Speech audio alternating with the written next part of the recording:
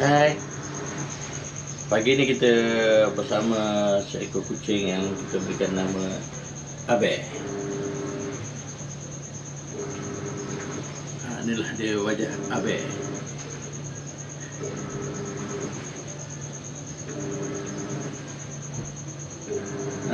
Setiap pagi Abe ni akan duduk di atas motor.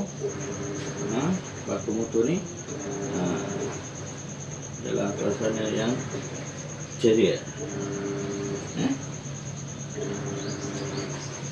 Dia sebenarnya kena tinggal dengan tuannya, tuan pergi kerja. Jadi bila masa tuan pergi kerja, dia duduk kat rumah ni, dia duduk kat rumah atas box motor ni.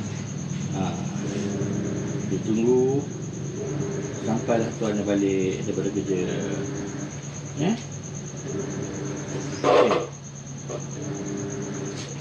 Sampai tu tersepak apa? Dia kata apa? Okey. Comel lah Abel sebenarnya. Dia lah jaga rumah, hari-hari jaga rumah. Lepas makan, dia naik latar ni. Jantannya dia beri nama Abel. Kalau ada masa dia akan tengok burung-burung berkicauan di luar sana tu.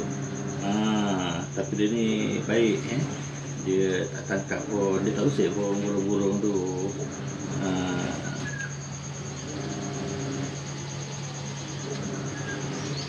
Dengar bunyi burung. Dia ada Abel. Kucingnya baik. Tapi susah nak dengar bunyi dia ni, nak panggil dia ni, nak bagi dia berbunyi, nak mengiau susah. Abel! Nampak tu? Abel! Abel!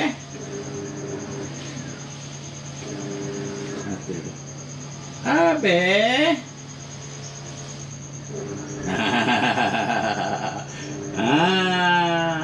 Dia tak mula dah. Kalau panggil Abel tu, dia boleh tidur. Abel! Abel!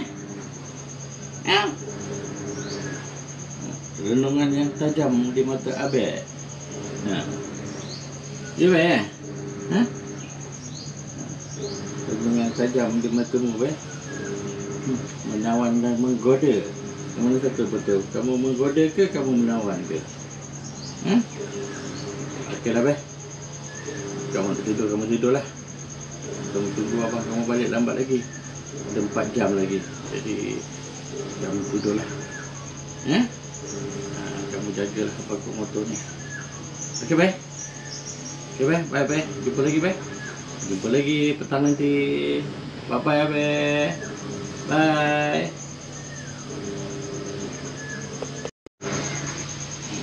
Kan dah kata apa lagi? Tidur lah.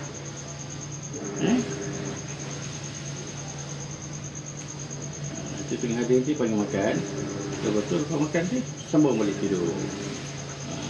Itulah kerja dia hari-hari.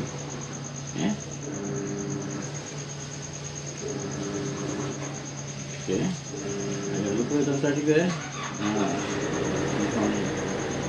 Subscribe lah, like, share dan komen.